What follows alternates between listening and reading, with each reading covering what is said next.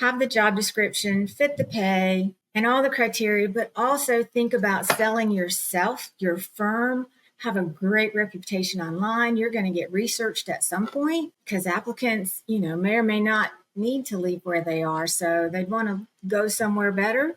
Presenting that online, things that are important to you and your firm culturally, that you make sure that an applicant saw right off the bat, because you do need to brag. You do need to share what's great about your firm and grab their attention with that.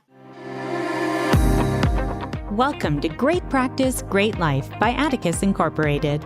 What if you could hang out with successful small and solo law firm attorneys, ask them about their successes and failures, their business strategies and mindset habits, then take an insight or two to guide your own growth in your practice?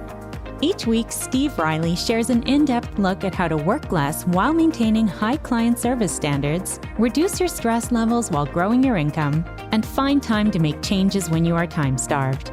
Steve is a lawyer coach for more than 20 years and a former trial attorney. His goal is to provide strategies to help you balance your lives and grow your practice.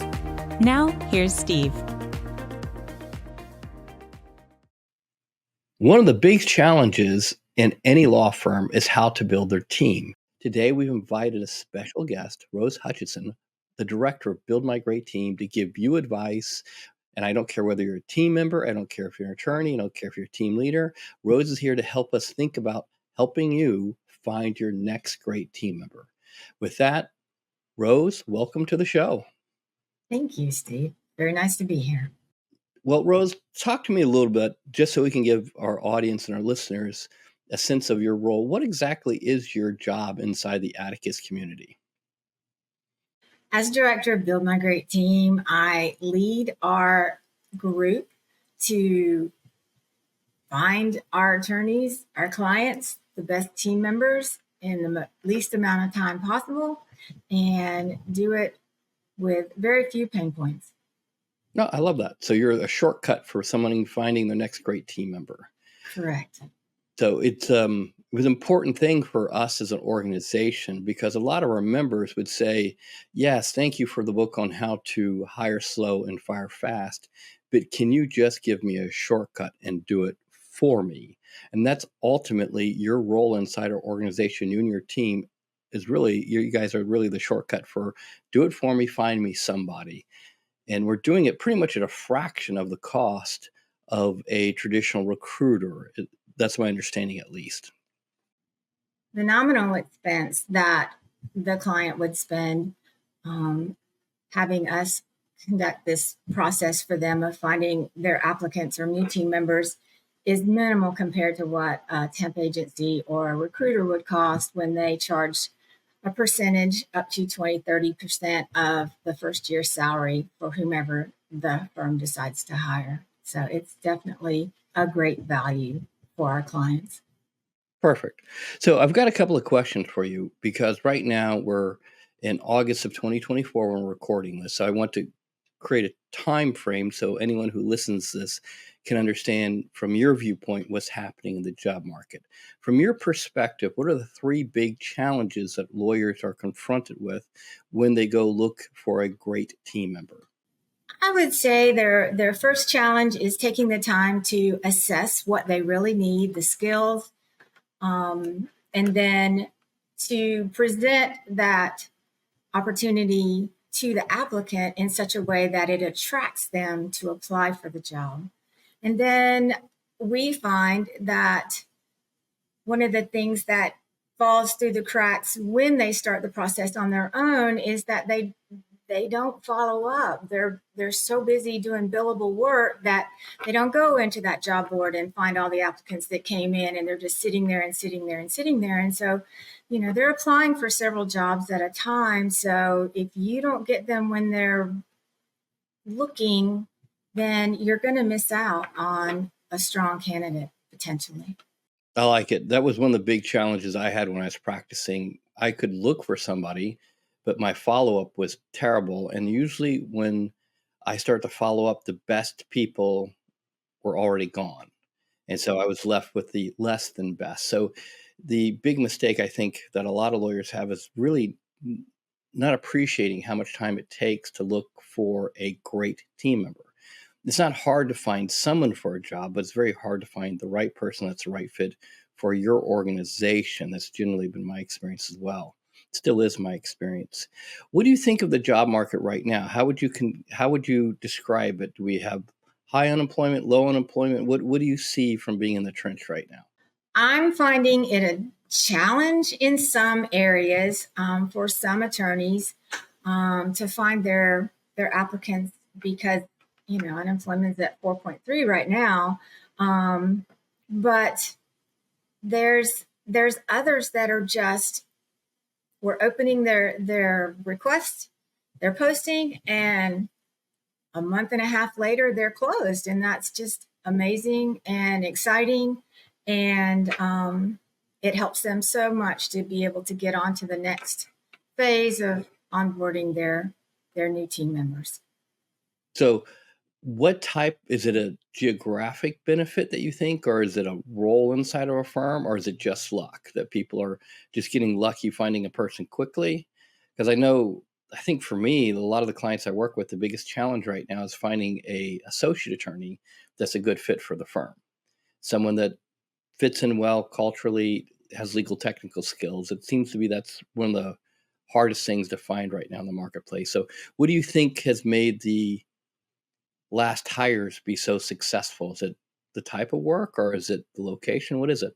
That's a challenge to answer in and of itself because some of our entry-level positions we're struggling with, and some of our attorney positions we're struggling with. Probably our most difficult one has been in a very remote area.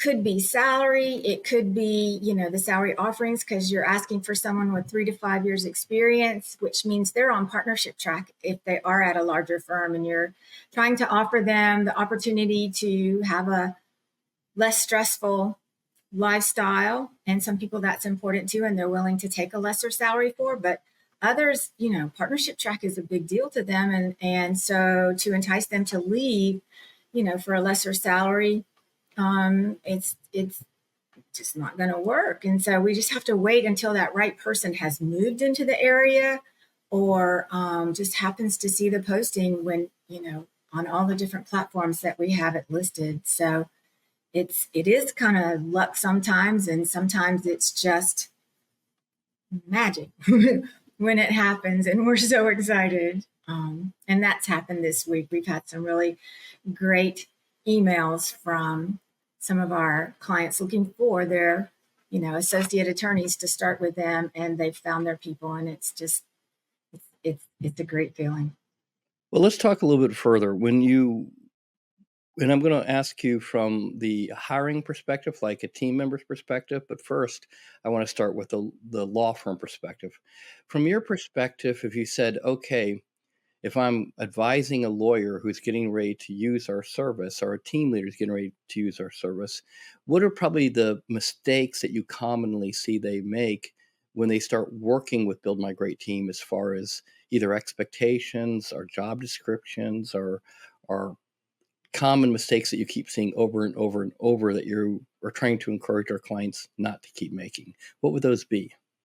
Yeah, my first answer is easy because it's just allowing time for the process to work. They haven't planned ahead, or they've had a resignation, and it's putting them in a stressful situation to have that person be there to pick up that load. So them being very stressed about timing just stresses us all out, because we can't make people apply. We have to wait until they find us and they find the job, and they are the right fit, because there, like you said, so many factors that go into finding that right person that it does take time. I do want all our clients to be involved in the process and ask questions and help us brainstorm, something that's worked for them in the past. But the process is tried and true, and we've had great success with it. So, but we're learning all the time. So it's a team effort to find the right people. So I think that's the first hurdle. Okay, so the first one is making sure that the lawyer allows some time. And generally, when I'm advising clients, I usually tell them that they should be not looking to hire 90 days before they need to fill the position. So my rule of thumb is that if you think you're going to fill a position or might need to fill a position in a quarter, you need to start looking for that person now, because it takes a while and you don't want to hire the first person that shows up. You really want to take time. What's your advice on that? Do you think 90 days is a fair, start looking 90 days ahead of when you need to fill the spot? And I realize if somebody quits, then you're immediately looking for someone. But if you're proactively trying to hire, do you think 90 days is a fair time frame? For most positions, I do think it is. For attorneys, I would ask for more time so that you don't have that stress level. Because, there are times when you can have these negotiations with an attorney, and they don't have to leave right away most of the time. They're out there just kind of feeling it out and seeing what's happening in the world. And so if you could allow more time, the quarter before to start the process, I think that gives you the best opportunity to really screen all your options. Got it. So for you, if you're looking for an associate attorney to join the firm, you're probably recommending a 6-month timeline. Start thinking about 6 months in advance. Especially if you're asking, especially if you're asking for 3 to 5 years experience. Again, that magic window where they've got experience, they're really going to add a lot of value to your firm. It's going to take a while to find that right person, and us also working together to make sure that the offering is exactly what it's going to take to get them to join. Perfect. When you think about the offerings, what are some of the common mistakes or some of the things that you see work in offerings that you would encourage our members to consider? Probably the one that our clients struggle the most with is posting the salary range of what they're offering. They feel like the applicant is going to say, oh, they're going to offer this at the high end, so that's what I'm going to ask for. So they don't want to do that, and so it's a struggle for applicants because they're getting the jobs on their phone. So they're looking at, the title, the salary, the opportunity to work remote or hybrid. It's a big one for some. And then the actual job. So the process of them negotiating or knowing that salary, because some won't even put anything. And so that makes it really hard to get people engaged with the posting. So being strong, being set in your salary is and being comfortable listing it is really important. I know for a lot of our attorney positions, they're flexible with the amount of years of experience that they'll take. There is a huge gap in salary offering. And so we put that further down in the posting so that if they are interested in the firm or the job or they see that salary option, then it does entice more people. So when firms are flexible with the amount of experience that they're looking for, some are willing to train, some prefer not to train. They want someone with more years of experience. That does leave a wide gap in salary offering. And so you don't want to put 100 to 250,000 on there. So we will put descriptors down in the body of the posting so that those that might be interested or moving to the area or they were referred by someone else can see what the potential is for them. Hey, Steve Riley, I just want to remind you, if you haven't registered for the summit, now is the time. Last year, the event sold out, the hotel sold out, and if you're not one of the first people in, you may not get to go.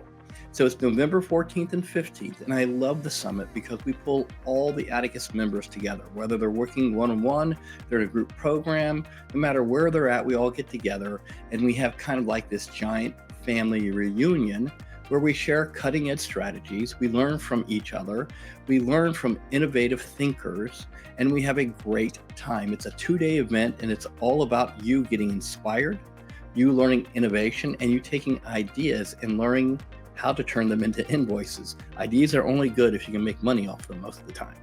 So you want to take an idea and implement it. So day one is all about inspiration. Day two is about how to apply that inspiration in your practice and in your life. This year we have 3 fantastic speakers. Max Lugavere, who is going to talk about his thinking around his book, Genius Foods, his podcast, Genius Podcast, all about how to improve your cognitive function. We're also going to have Mike Michalowicz with his new book, All In. It's going to be focusing on how you can build and scale your law firm team. And one of my personal favorites, Robert Rose, is coming back. In fact, I think Robert is the first speaker we've ever brought back for an encore performance. Robert's going to talk to you about how to use content marketing to harness the brand of your law firm. How do you take content marketing and use it to get more, better clients? It's an incredible opportunity for you to learn how to improve your brain, how to improve your team, how to improve your marketing. And those are just 3 of the keynote speakers. So I put some information in the show notes below. Click the link, register. I hope to see you there. Okay, so let me make sure I'm tracking you so far. Your advice so far is, first and foremost, if you're looking for a lawyer, you probably want to be looking 6 months out. If you're looking for a new team member, you want to be looking probably at least 90 days out.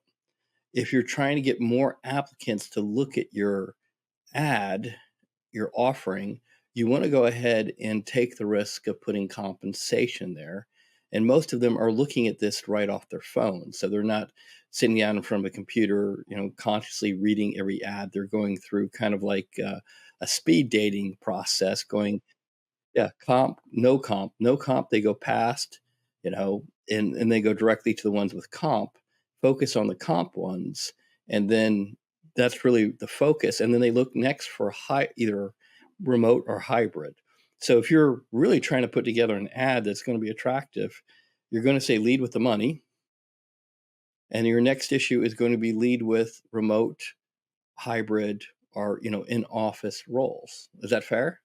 It is. It is. Some positions just don't lend to anything but in-office roles, and that's just the way it is, and others do or could offer hybrid. And, so many people got used to that. And at least to have it 1 or 2 days a week is pretty important to some people. So I get it. Yeah, it makes sense to me too. So if there was another piece of advice that you could give a lawyer or a team member looking to make their next great hire, what would it be? I think it would be to have the job description, fit the pay, and all the criteria, but also think about selling yourself, your firm, have a great reputation online. You're going to get researched at some point because applicants, may or may not need to leave where they are. So they'd want to go somewhere better. And, presenting that online, things that are important, to you and your firm culturally, that you make sure that an applicant saw right off the bat, because you do need to brag. You do need to share what's great about your firm and grab their attention with that. I like it. Ultimately, it's a sales job. Mm-hmm. You got to persuade them why they need to invest their next career move with you. So if you're an applicant, you're looking at the website, you're looking at their social media, you're asking yourself, why would I want to go work for this firm? And if they go to a website where there's virtual tumbleweeds blowing by and nothing's been updated or changed in years, and they can't really see anything, and there's nothing on the, the LinkedIn or Facebook or profile, whatever profiles they're working with, then the lawyer, the prospect may be going, this may not be a great place for me. This doesn't look like anything's happening over there. This is not a particularly vibrant place to go work at or an interesting place to go work at. So I think that makes it challenging from a lawyer's perspective, a team leader's perspective, that you actually kind of have to be in a position to upgrade what you look like, even to get someone interested in having a conversation about coming to the firm for an interview. So that's really great advice, Rose. Is there anything else that you can think of that you would recommend or encourage a potential team member or lawyer before they hire? What else would you like to encourage them to do? So if they're using us to find their applicants, and we have sent over resumes and summaries to them to review, they need to look at them quickly. They need to find time to review that applicant and get back to us very timely because they're moving on. They're not waiting on us to be the ones to get back to them. They've got several options, or they're trying to have several options on the table. And so it does take an investment of your time to get back to us timely so we can get back to them. If you're not using us, same premise, you've got to get back to them quickly. Yeah, that's one of the big mistakes I used to make, is that sometimes I would sit on the approval of resumes for the next stage, and it's got to be done fast. It's got to be same day or within 24 hours.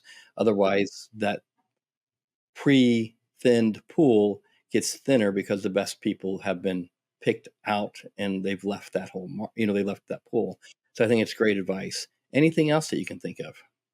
I think a part of their second interview, when they do interview the applicant, I wonder how many have thought out questions so that they're asking all the applicants the same questions so that they do have a great way to balance their answers, their experience.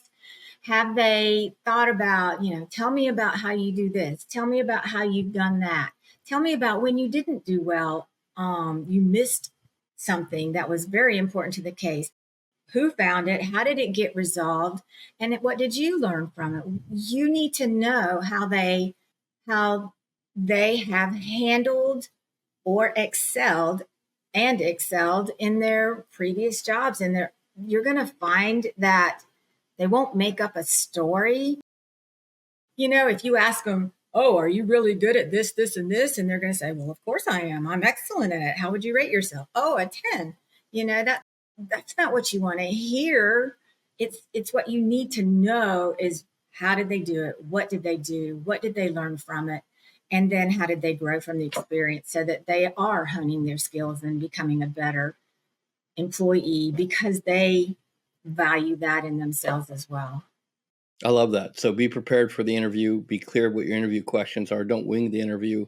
Have some structure to your interview, just like you would in any other element of your practice. Be clear what you're going to do and what you're going to ask and why you're going to ask that.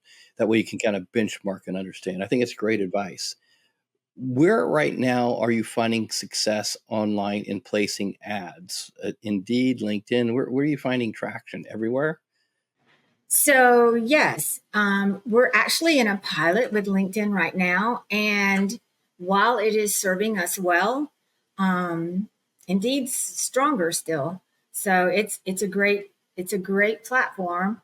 We are seeing some results from a couple of national platforms that nobody knows about, but they're legal platforms. And so we are getting some applicants from there as well. So it's been surprising and exciting to have another couple of places that we find applicants.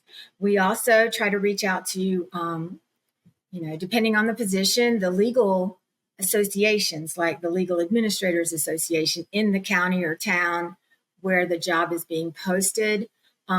We also have found some bar associations that do weekly newsletters or daily updates, and they will post, especially for our attorneys, job postings that it's like $250 for, a month or 3 months. And it's like, oh, that's so affordable and exciting because it does hit a whole audience every day. And you never know when it's the day that someone's looking rather than the month, that someone's looking. So those platforms have been really strong for us.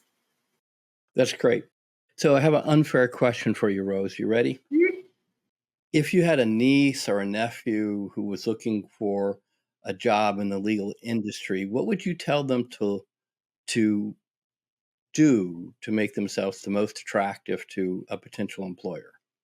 I would sit down with them and coach them on interviewing, dressing appropriately for that interview, because that will be a different level if you're talking someone in the younger age frames, that they may never have experienced that level of an interview. So I would prep questions for them. I would, they're going to all have just the typical ones, and they're going to think that, if they've done any research, they're going to think that's it, and it's not going to be it. And if the firm has done their job, then they should be asking tough questions to find out experience, professionalism, work ethic, desire to help the firm grow, just all of those things. And I would work with them and encourage them to watch videos that maybe the firm has posted. I would have them read on their firm's website, because a lot of them have great blogs and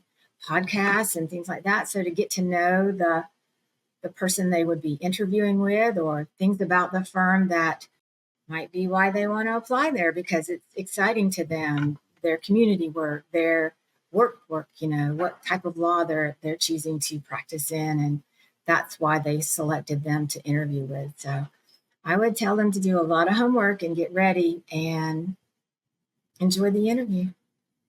Well, that's interesting. You didn't lead with money, because you're like, they're all looking for money, but your advice was actually get prepped for the interview, dress appropriately, learn everything you can about the firm and the owners and the people you're interviewing with. So when you go in, you are in a position to understand them. So when they ask questions, you can actually respond to those questions better based on the context of what the firm is, how the firm operates, and how the firm's positioning themselves. So I think that's really good advice, Rose.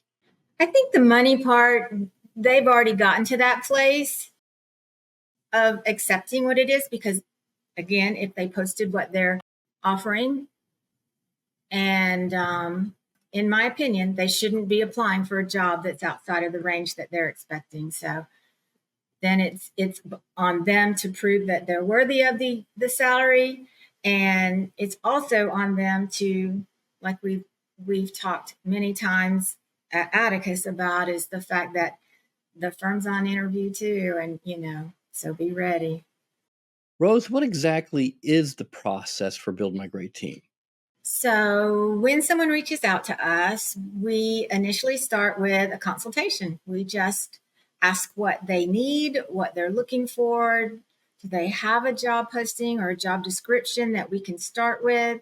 And then I take over and create a job posting for them to review and edit, and then we post it. And then once applicants start coming in, we screen them. We will send the ones that are the best matches from meeting all the criteria for the posting that we've done, and we'll send them through to be interviewed if that's the package that the client selected. And then once the interview is completed, the interviewer will take and send the client both the resume, any cover letters, any supporting documentation that they requested of the applicant, along with a summary of the interview, to the firm for their review.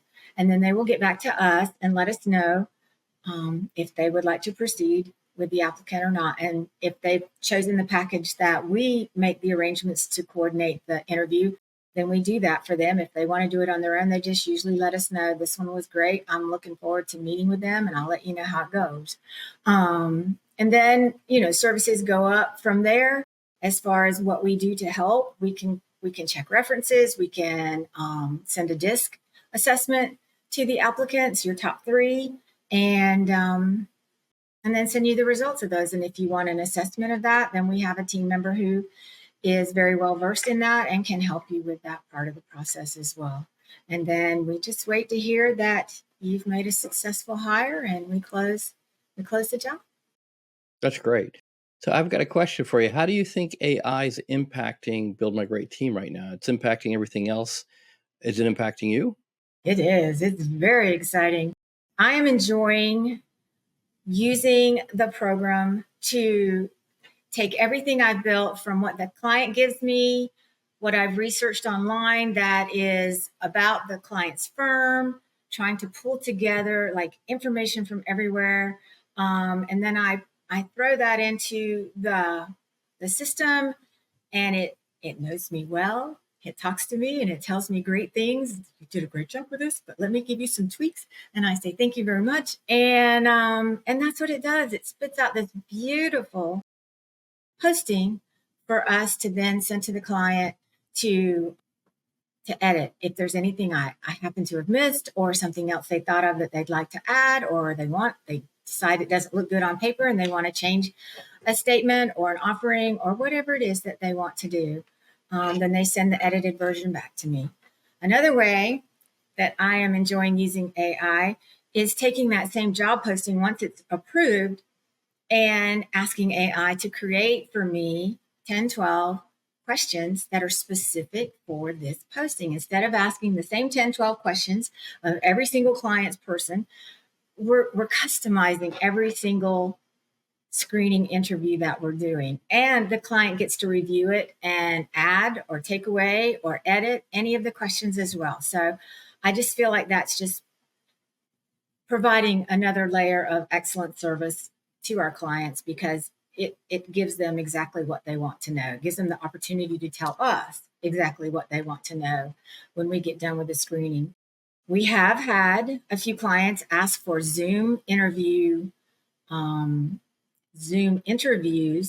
asking us to send them back along with the summary. And so we're doing that as well. And so AI is just helping with that whole entire process. Where do I see it going? I see it helping us take a job posting and all the applicants that come in and scoring them for us and saying this applicant is a very good match, and us reviewing it one last time and then sending it to the clients for their review or sending it on for the screening interview. It's a powerful tool, and I'm very excited to move into the future with it. I love it. I love it. So, Rose, my next question is, and I'll see if I can frame it properly. I have been hiring, interviewing, training, managing, leading people for 40 years. So my first business, I started when I was 19 years old. And the one thing that I've learned all these years, that the central theme that I have to address when I start to look for someone is, why would a great person want to come work for me? And that was probably the biggest insight for me over 4 decades of hiring, still thinking. The question I have for you, with all the work that you're doing, because you do a tremendous amount of interviews, you do a tremendous amount of job descriptions, searching. Tell me, what is the biggest insight that you've learned from your role? I learned that there's so much to still learn. There's so much to glean from every situation being unique, and the client ask being unique, and taking that ask and saying, is this something we should include in our services? Is it just a one-off that we're doing for this one client? I just feel like being in this position is very new to me, in that it's so sales-based and client service based.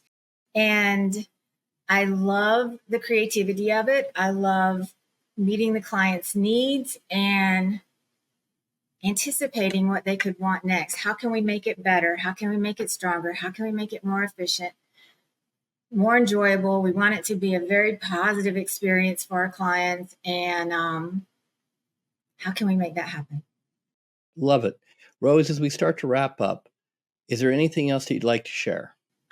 I guess just trying to sell our product, because we're a part of Atticus for a reason. We provide a shortcut for busy lawyers to find their next team members, and we do so efficiently. We do it quickly, and we save them money in the process. Thank you, Rose. Absolutely. Thank you. Thanks for sharing your insights and being part of the Great Practice, Great Life show.